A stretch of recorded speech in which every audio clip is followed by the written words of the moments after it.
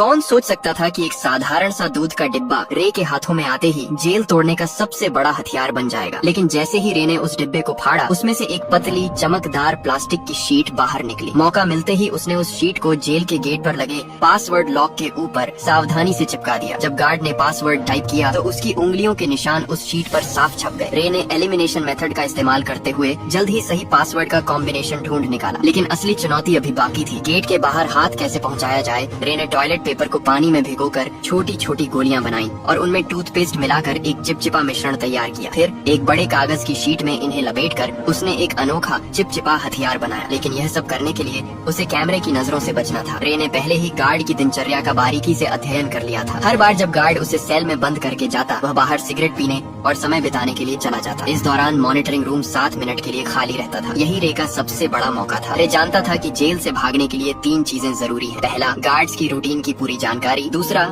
Jail के ढांचे का सटीक अंदाजा। और तीसरा, बाहर किसी भरोसेमंद साथी का होना। रे ने पहले 2 चीजों पर पकड़ बना ली थी। उसने जेल के पास एक कमजोर जगह भी ढूंढ निकाली थी, एक फायर स्टेशन जो जेल की दीवार से सटा हुआ था। रे के पास ब्लैक सेल की लोकेशन का भी पता था। सब कुछ दिमाग में सेट करने के बाद उसने अपने प्लान को अमल में लाना शुरू किया। उसने जानबूझकर एक कैदी पर हमला कर उसे घायल कर दिया। जैसा उसने सोचा था वैसा ही हुआ। गार्ड्स ने उसे सजा के तौर पर ब्लैक सेल में डाल दिया। जब गार्ड खाना देने आया, रे ने चुपके से कागज की गोली छोटी खिड़की के ताले में डाल दी, जिससे वह आसानी से खुल गई। पासवर्ड सिर्फ 4 अंकों का था, जिसे रे ने चुटकियों में क्रैक कर लिया। ब्लैक सेल से निकलते ही उसने मॉनिटरिंग सिस्टम को हैक कर 1 मिनट पुराना फुटेज चला दिया ताकि गार्ड्स को कुछ पता न चले। इसके बाद उसने फायर स्टेशन से जुड़ी वेंटिलेशन पाइपलाइन को खोज निकाला। जब गार्ड सिगरेट पीने में व्यस्त थे, रे उस पाइप के रास्ते रेंगता हुआ बाहर निकल गया। बाहर उसकी साथी पहले से ही तैयार थी। उसने एक छोटी कार में विस्फोट कर दिया, जिससे फायर अलार्म बज उठा। गार्ड्स ने सीसीटीवी फुटेज चेक की, लेकिन सब कुछ सामान्य दिखा। इस बीच रे फायर स्टेशन में दाखिल हो चुका था। उसने जल्दी से एक फायर फाइटर की वर्दी चुराई और फायर ट्रक के नीचे छुप गया। अफरा तफरी का फायदा उठाकर वह ट्रक के साथ घटना स्थल तक पहुंचा और वहां से अपनी साथी की गाड़ी में बैठकर साफ बच निकला। ये रे की 14वीं जेल ब्रेक थी, जहां ये खुलासा होता है कि वह कोई नॉर्मल अपराधी नहीं था। उसका असली काम जेलों की सिक्योरिटी सिस्टम को टेस्ट करना था। असल में वह एक सिक्योरिटी कंपनी का ऑनर था, जिसकी वजह से वह नकली कैदी बनकर जेलों में घुसता और अपनी काबिलियत से बाहर निकलकर यह प्रूफ करता था कि जेल की सिक्योरिटी सिस्टम में सुधार की जरूरत है या नहीं। वह इतनी जेलों से भाग चुका था कि लोग कहने लगे कि यह बंदा किसी भी जेल को एस्केप कर सकता है। एक दिन सीआईए के लोग उसके पास आए और कहा कि उसे एक बहुत कड़ी और खुफिया जेल में जाना होगा, जिसका नाम या लोकेशन किसी को बताने का आर्डर नहीं था। ये मिशन बहुत खतरनाक था। बावजूद इसके रे मान गया, क्योंकि उसे लाखों डॉलर का यह ऑफर वर्थ इट लगा। कौन जानता था कि पैसा सच में इंसान से कुछ भी करवा सकता है।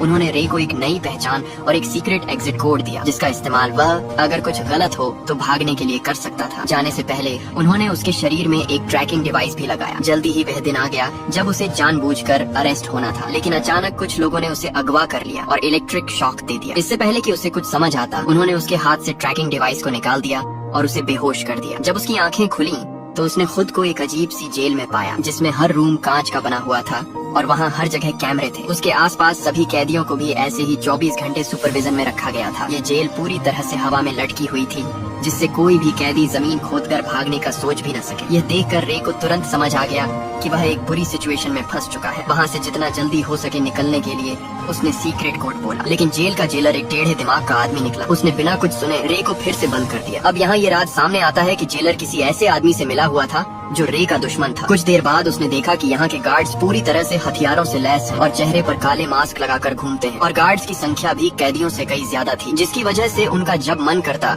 वे किसी को भी मारने या पीटने लग जाते। वहीं कैदियों को टॉर्चर करने के लिए एक भयानक कमरा बनाया गया था, जहां अंदर जाते ही तेज रोशनी से आंखें चकाचौंध हो जाती थी। इसके अलावा वहां का तापमान भी बहुत ज्यादा था, लेकिन इसके बावजूद दर्द को सहते हुए रे जैसे तैसे पूरे कमरे की जांच पड़ताल करने लगा। तभी मुआयना करते हुए उसकी नजर फर्श पर स्टील प्लेट से जुड़ी कील पर पड़ी। उसी मोमेंट उसके दिमाग में एक आइडिया आया। बाहर निकलने के बाद उसने प्लान बनाना शुरू कर दिया। अब जेल से बाहर निकलने के लिए उसे किसी की सख्त जरूरत थी। जैसे ही उसने अपनी पहचान बनानी शुरू की, तभी टाइसन नाम का एक आदमी उससे दोस्ती करने आ गया। उसकी आंखों में अलग ही चमक थी। उसने सीधे पूछा, क्या चाहिए तुझे? रे ने भी कुछ नहीं छुपाया और सीधा कहा, मुझे एक चमकदार आयरन शीट चाहिए जो रोशनी को रिफ्लेक्ट करे, और अगर तुम मुझे यह ला कर देते हो तो हमारी दोस्ती पक्की समझो। इस पर टाइसन भी राजी हो गया। इसके बाद वह सीधा जेलर के पास पहुंच गया और उसे उल्टा सीधा कहने लगा, जिससे टेढ़े दिमाग का जेलर गुस्से में आकर उसे वाटर टॉर्चर देने लगा। हालांकि इसी बीच टाइसन ने चालाकी से उस कमरे का ड्रेन कवर निकाल लिया। काफी मार खाने के बाद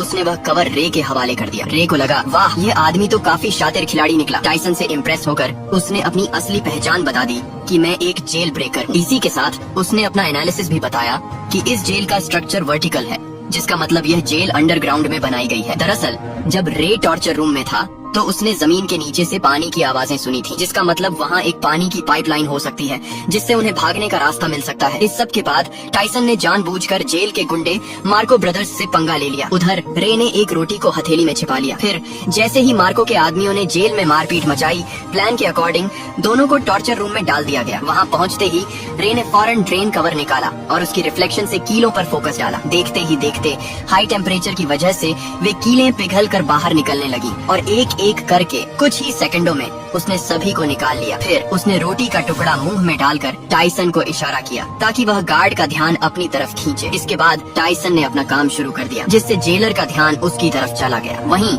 रे ने तुरंत गीली रोटी को सीसीटीवी कैमरे पर चिपका दिया ताकि अंदर की फुटेज न दिखे। फिर वह फ्लोर से नीचे उतर गया और पाइपलाइन में चढ़ते हुए आगे बढ़ने लगा, लेकिन बदकिस्मती से रास्ते में गलती से एक तार टूट गया जिससे पानी बाहर आने लगा। आखिरकार जब वह ऊपर पहुंचा तो उसके पैरों तले जमीन खिसक गई, क्योंकि यह जेल जमीन के नीचे नहीं बल्कि समुद्र के बीचों बीच पानी की एक विशालकाय शिप में थी, जहाँ से भाग पाना नामुमकिन था। इस बीच पानी लीक होकर जेल के अंदर भरने लगा, जिसकी वजह से टॉर्चर रूम के कैदियों को रिहा कर दिया गया। खुशकिस्मती से रे गार्ड्स की नजरों से छिपकर समय पर वापस आकर बच गया। हालांकि दूसरी ओर एक नई मुसीबत उसका इंतजार कर रही थी। दरअसल जेलर को फर्श पर छोड़ी गई कीलें मिल गईं, जिससे वह समझ गया कि रे ने जेल तोड़ने की कोशिश की है। उसके बाद उसने फौरन एक आदमी को कॉल लगाया, जहां यह राज खुला कि रे को इस जेल में फंसाने वाला कोई और नहीं बल्कि उसका बिजनेस पार्टनर लेस्टर निकला, जिसने कंपनी के लालच में आकर यह साजिश रची थी। अब अगले दिन किसे पता था कि रे के ऊपर टॉर्चर के बादल मंडराने लगेंगे। जब जब वह सोने की कोशिश करता,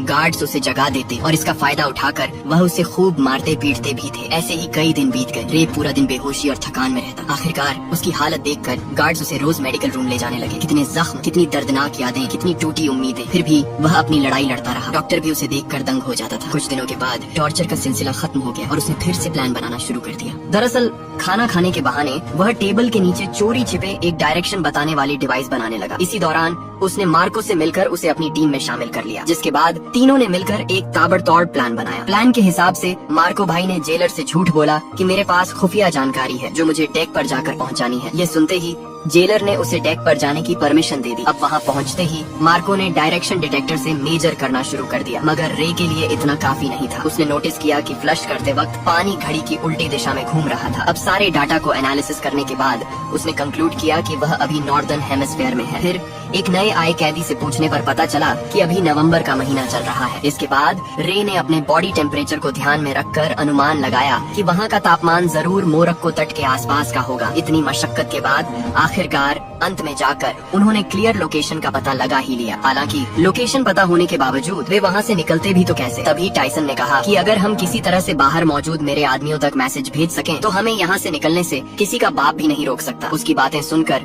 रे को लगा कि इस जेल का डॉक्टर शायद उसकी मदद कर सकता है। उसके बाद उन्होंने एक प्लान बनाया, जिसके अकॉर्डिंग टाइसन ने जानबूझकर रे पर हमला कर दिया, जिससे वह डॉक्टर के पास जा सके। ऐसे ही कई दिनों तक रे बीमार होने का नाटक करके रोजाना डॉक्टर के पास जाने लगा। डॉक्टर को भी रे का दर्द बर्दाश्त नहीं हुआ और वह उसकी मदद करने के लिए राजी हो गया। अब यहाँ ये खुलासा होता है कि दरअसल डॉक्टर भी यहाँ उम्र कैद की सजा काट रहा था, इसलिए उसने रे को उसके परिवार से मिलाने का वादा किया। जिसके बाद उसने गुप्त रूप से रे का मैसेज टाइसन के आदमियों को भेज दिया। सारी तैयारी हो चुकी थी। तभी रात को जेलर ने देखा कि रे दीवार पर कुछ टैप कर रहा है। असल में यह मोर्स कोड था और जब जेलर ने इसे डिकोड किया तो लिखा मिला कि कल सुबह सी ब्लॉक में दंगा होने वाला है। यह देखकर जेलर के पसीने छूटने लगे। उसने तुरंत सी ब्लॉक में 3 गुना सिक्योरिटी बढ़ा दी। अब उसे कौन बताए कि यह तो रे का मास्टर स्ट्रोक था। असली दंगा तो उसके अपने ब्लॉक में होने वाला था, जहाँ सिर्फ 2 गार्ड्स ही बचे थे। अब जल्दी ही अगली सुबह 2 गैंग्स आपस में भिड़ जाते हैं। इस हंगामे का फायदा उठाकर रे, टाइसन और मार्को वहाँ से भाग निकलते हैं। तभी भागते भागते रे कैमरे के सामने आकर जेलर को चिढ़ाता है। गुस्से में आकर जेलर सभी गेट्स को बंद करवा देता है। फिर तीनों पाइपलाइन के रास्ते से जेल की छत की तरफ चढ़ते हैं। जब वे डेक के बिल्कुल पास पहुंचते हैं तो उनका रास्ता एक इलेक्ट्रॉनिक गेट से बंद हो जाता है, जिसे खोलने का बस एक ही रास्ता था कि पूरी जेल का पावर ऑफ कर देना। इस जोखिम भरे काम से सबको वापस पकड़ा जा सकता था। वहीं दूसरी तरफ जेलर ने मोशन डिटेक्टर के जरिए उनकी लोकेशन ट्रेस कर ली और फिर सारे गार्ड्स उनके पीछे लग गए। तभी भागने के दौरान मार्को को गोली लग जाती है। वह समझ जाता है कि उसका जिंदा बचना अब मुश्किल है, इसलिए वह अपने साथियों को भागने को कहता है और अकेले गार्ड्स को रोकता है। जैसे तैसे रे नीचे पावर रूम तक पहुंचकर पूरे शिप का पावर ऑफ कर देता है और ऊपर गेट खुलते ही टाइसन तुरंत डेक तक पहुंच जाता है। खुशकिस्मती से वहाँ हेलीकॉप्टर भी पहुंच चुकी थी, लेकिन टाइसन के मजबूत इरादों की वजह से वह रे को अकेला छोड़कर जाता भी तो कैसे। उसने मशीन गन उठाई और सामने आने वाले गार्ड्स पर गोलियां चलानी शुरू कर दी। वहीं दूसरी तरफ रे छुपकर पानी के एक टैंक में घुस गया जहां उसे ढूंढ पाना मुश्किल था। यह देखकर जेलर ने तुरंत आदेश दिया कि शिप को दोबारा रिस्टार्ट करो, जिससे जिस पानी के टैंक में रे छुपा था वह अपने आप फ्लश होने लगा, जिससे रे फौरन समुद्र में जा गिरा। रे का दिमाग देखकर जेलर के तो होश ही उड़ गए। वहीं इधर टाइसन ने एक बंदूक उसकी तरफ फेंकी। रे ने तुरंत कैच किया और कुछ गोलियां फायर कर दी, जिससे जेलर के पीछे रखे तेल के ड्रम फट गए। इसी के साथ जेलर की वही मौत हो गई। अब सब कुछ शांत हो गया और वे दोनों अफ्रीकन तट पर पहुंच गए। अचानक सामने से एक गाड़ी आई जिसमें से एक लड़की उतरी। वह लड़की और कोई नहीं बल्कि जेसिका निकली, जिसने रे को यह मिशन का ऑफर दिया था। तब रे को पूरी बात समझ आई। ये सारा प्लान टाइसन की बेटी का था। दरअसल जेसिका ने अपने पिता को बचाने के लिए उसे जेल में भिजवाया था और रे की चालाकी से उसे बाहर भी निकलवा लिया। आखिरकार रे के चेहरे पर एक प्यारी सी मुस्कान खिल उठी और ऐसे ही संघर्ष और हार न मानने के जज्बे से वे लोग अपने परिवार से वापस मिल सके। यही मुलाकात इस खूबसूरत फिल्म का अंत बन गई। तो दोस्तों, आशा है आपको कड़ी मेहनत और उम्मीद से भरी ये मूवी पसंद आई होगी। अगर पसंद आई है तो प्लीज नीचे आ रही इन वीडियोस को भी जरूर देखें और वीडियो को लाइक करके चैनल को सब्सक्राइब कर लें, जिससे आपको और भी मूवीज देखने मिल सके।